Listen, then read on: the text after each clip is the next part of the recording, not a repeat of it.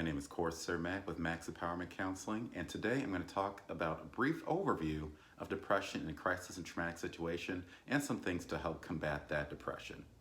So sit back, relax, take everything I say with a grain of salt, do your own research, and enjoy the video.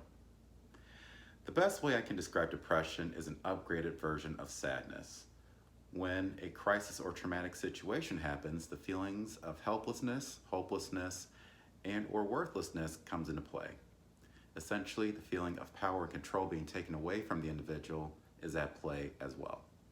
This leads to one of the worst feelings, the feeling of not being able to do anything about your current or recent situation or event. This can lead into any of the symptoms of depression, some of those symptoms being irritability, decreased energy, being tired all the time, difficulty sleeping or oversleeping, thoughts of death and suicide, loss of interest in activities you used to like doing, and more. So, what are some things that can help with this?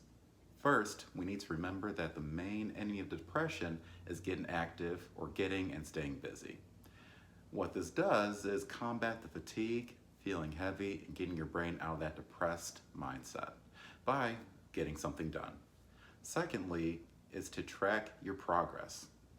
Whenever you are setting your goals, make sure to make checklists of the things you need to complete for that goal or those goals. That way, you see the progress you're making and your brain sees the progress that you're making as well. This will help rewire your brain into being more positive and productive, as well as getting out of that depressed mindset.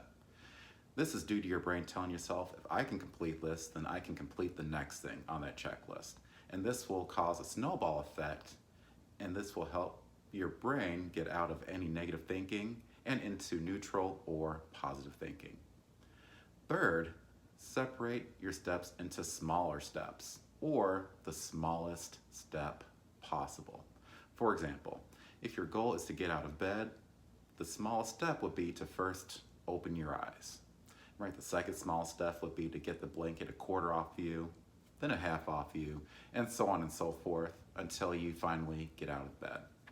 The reason why I separate the steps into the smallest steps possible is due to the depressed thought process that your brain is going through when you're feeling depressed.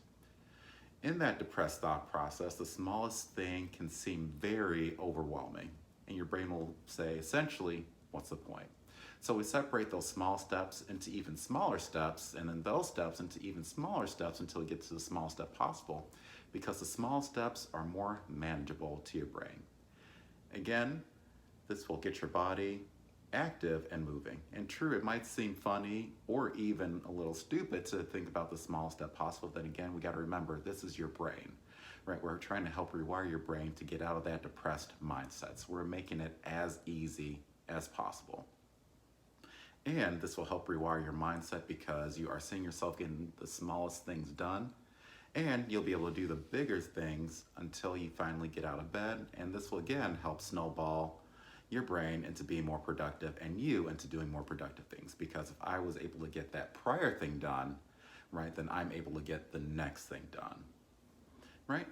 So if you made it to this point in the video, then that's it. Thank you very much for watching, and please comment below on any positive or productive things you do to help combat your depression. Again, I'm Sir Mac, and I hope you have a great rest of your day.